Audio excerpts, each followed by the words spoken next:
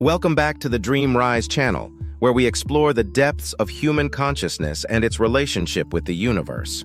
We're here to uncover the mysteries that lie within us and around us, delving into the very essence of what it means to be human. Today, we're diving into the compelling work of David R. Hawkins, a renowned psychiatrist and pioneer in the field of consciousness research. His book, Power versus Force, is an incredible exploration of the human mind and spirit, offering a unique perspective on the ways in which we interact with the world and ourselves. The book presents a fascinating exploration of human consciousness, examining how it's influenced by power and force and their effects on our behavior. It's a study of our internal and external worlds and how they interact and affect one another. This book is not just a philosophical treatise, it's a guide for understanding the complexities of human nature and the universe. Power versus Force is a significant work that offers a profound understanding of the human condition. It's a book that philosophy students will find enlightening, offering a unique perspective on topics such as morality, truth, and the nature of reality. But it's not just for students of philosophy. Anyone interested in human behavior and understanding why we do what we do will find this book insightful and thought-provoking.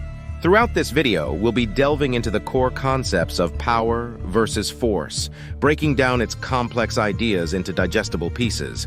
We'll be exploring the levels of consciousness, the determinants of human behavior, and the intriguing concept of social power versus social force. So why should you stick around? Because understanding the dynamics of power and force can help us navigate our relationships, our decisions, and our lives with more wisdom and awareness. It's about understanding ourselves on a deeper level, and in doing so, understanding the world around us. Stay tuned as we delve into the world of consciousness and its mysterious power. The journey begins with understanding the difference between power and force. These two concepts, power and force, at first glance may seem interchangeable, but as we delve into the wisdom of David R. Hawkins, we realize they are worlds apart. Chapter 1 of Power versus Force serves as a compass, guiding us through the labyrinth of these two seemingly similar concepts. But as we navigate further, we find that force and power are as different as night and day. Hawkins paints a vivid picture of power as something that is intrinsic, self-existent, and above all enduring. It's the steady river that carves its path through mountains, unhurried yet unyielding. Power in this context is a manifestation of the inner strength and resilience that resides within us all. On the other hand, Hawkins describes force as transient and external. It's the storm that rages, fierce and uncontrolled, leaving destruction in its wake. Force is volatile. It's the exertion of control over others, often leading to resistance and conflict. At the core of this understanding is the concept of kinesiology, a field that studies the mechanics of body movements. In the world of Hawkins, kinesiology becomes a tool to measure levels of consciousness. Through muscle testing, we can discern the energy levels associated with different states of consciousness. For instance, feelings of love, joy, and peace resonate with power and yield positive responses in muscle testing. In contrast, feelings of anger, fear, and shame are associated with force and result in weakened muscle responses. The exploration of power and force is not merely an intellectual exercise. It's a journey of self-discovery, a compass guiding us to live with authenticity and integrity. As we see, power and force are not synonymous. They represent different levels of consciousness. This understanding is the first step to recognizing the profound influence these concepts have on our lives. And with this knowledge, we can begin to shape our existence in a more conscious and purposeful way. Let's navigate through the levels of consciousness, the central theme of this book. In Chapter 2, Hawkins introduces us to the consciousness scale, a hierarchy that ranges from shame to enlightenment. It's a fascinating map that guides us through the various states of human consciousness, each level offering its unique perspective and energy. At the bottom of the scale, we find shame, the lowest energy level. Here, individuals may feel worthless and insignificant, their actions and experiences often dominated by feelings of inadequacy and self-rejection. A step above shame, we find guilt, a state of consciousness characterized by feelings of regret and remorse. Guilt can be a powerful motivator for change, but it can also be a crippling state if not managed effectively. As we move up the scale, we encounter fear, desire, anger, and pride. These levels are more energetically charged, but they are still influenced by negative perceptions and emotions. Fear, for instance, is driven by anxiety and worry, while desire is characterized by constant longing and insatiability. Anger, on the other hand, is fueled by frustration and pride, though seemingly positive, is often rooted in egoism and arrogance. Moving further up, we encounter courage, the gateway to the higher states of consciousness. Here, individuals start to embrace positivity and empowerment.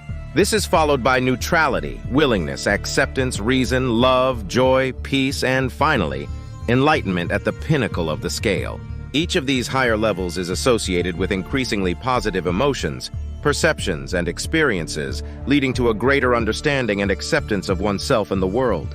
From courage to enlightenment, individuals become more empathetic, compassionate, and loving. They experience genuine happiness, peace, and an enlightened understanding of life.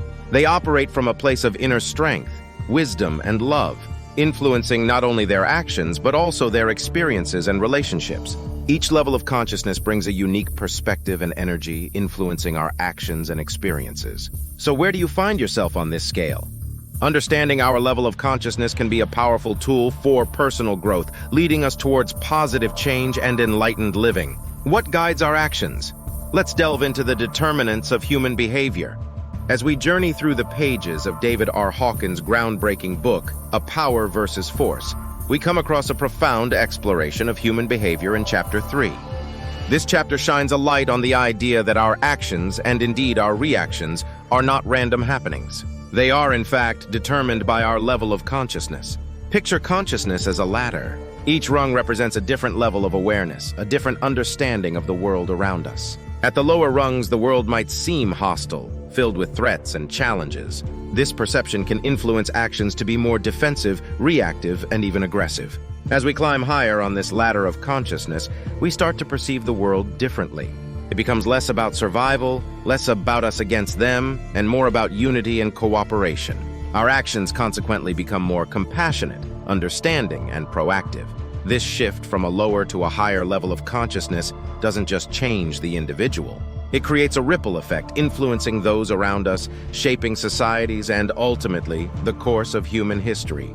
Consider for a moment the difference between someone acting out of anger, a lower level of consciousness, and someone acting out of love, a higher level. The former might resort to violence to solve a problem. The latter might seek understanding and reconciliation. But it's not just about how we act. When faced with a challenge, do we see it as a threat or an opportunity for growth? Our level of consciousness determines this perception. It dictates whether we react with fear or respond with courage. In essence, our level of consciousness shapes our perception of the world and guides our behavior. It is the unseen force behind every action we take, every decision we make, and every reaction we have. That's why understanding and raising our consciousness is so important. It's the key to understanding why we act the way we do and how we can change for the better. Our perceptions, actions, and reactions are largely dictated by our level of consciousness. Let's explore how power and force play out in our societies. In David R. Hawkins' Power versus Force, he presents the idea that our societies function on a spectrum of power and force. This spectrum is shaped by the collective consciousness of its members. Societies, like individuals, operate at different levels of consciousness. Force often characterizes lower levels of consciousness. It's the application of physical or mental coercion to compel, control, and dominate. It's seen in oppressive regimes, in systems of inequality, in cultures of fear and manipulation. Force in a societal context is often unsustainable. It breeds resistance, conflict, and eventually its own downfall. On the other hand, power characterizes higher levels of consciousness. Power, in this context, is not about control or domination. It's about the ability to influence, inspire, and create. It's seen in societies that value freedom, equality, and justice. Power is sustainable because it fosters cooperation, harmony, and growth.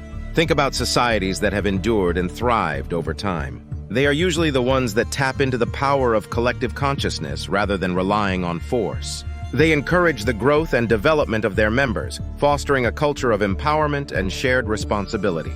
Even the norms and values that shape our societies are influenced by these levels of consciousness. Societies operating at lower levels might value competition, survival of the fittest, and material success. In contrast, societies operating at higher levels might value cooperation, mutual respect, and spiritual growth. However, it's important to remember that societies, like individuals, are not static. They can evolve and shift along this spectrum. It's not about labeling societies as good or bad, but understanding the dynamics at play. So what does this all mean? It's a call to each one of us to elevate our own consciousness, to move from force to power in our personal lives and, by extension, in our societies. Because as we change, so does the world around us. Society, much like the individual, operates at different levels of consciousness. We have traversed through the levels of consciousness, but what does this all mean for us? In our journey today, we've delved deep into the heart of David R. Hawkins' seminal work, Power versus Force. We've explored its chapters, each one a stepping stone, leading us to a richer understanding of our consciousness and its potential impact on our lives and society. Let's take a moment to revisit our expedition. We began by understanding the concept of power versus force, the core idea that power and force are not synonymous. Power is associated with integrity, truth, and compassion, while force is linked with control, manipulation, and fear. We then ascended the levels of consciousness, a ladder of human experience ranging from shame to enlightenment. We discovered that our position on this scale influences our perceptions and interactions with the world around us. It's a compass guiding our thoughts, emotions, and actions. Next, we delved into the determinants of human behavior. We learned that our level of consciousness not only shapes our personal experiences, but also influences our societal structures. It's like a mirror reflecting the collective consciousness of our communities and societies.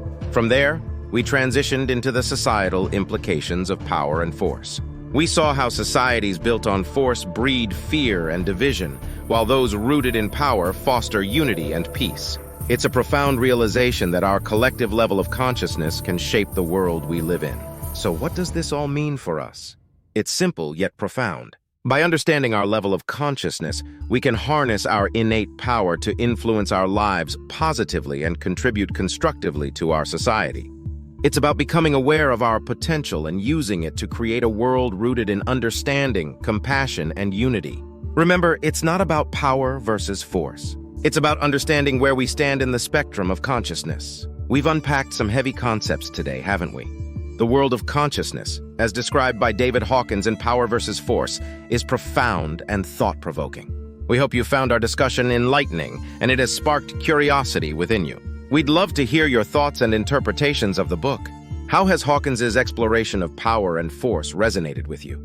Have you found new perspectives to ponder? Your insights and perspectives could be a beacon to others navigating this complex terrain. If you found this video useful and informative, we encourage you to engage with our content. Subscribe to our channel to stay updated with our latest discussions. Share this video with your friends, your study group, or anyone who might benefit from it. Comment with your thoughts and give us a thumbs up if you liked our content. Thank you for joining us on this journey through consciousness. Until next time, keep exploring and questioning.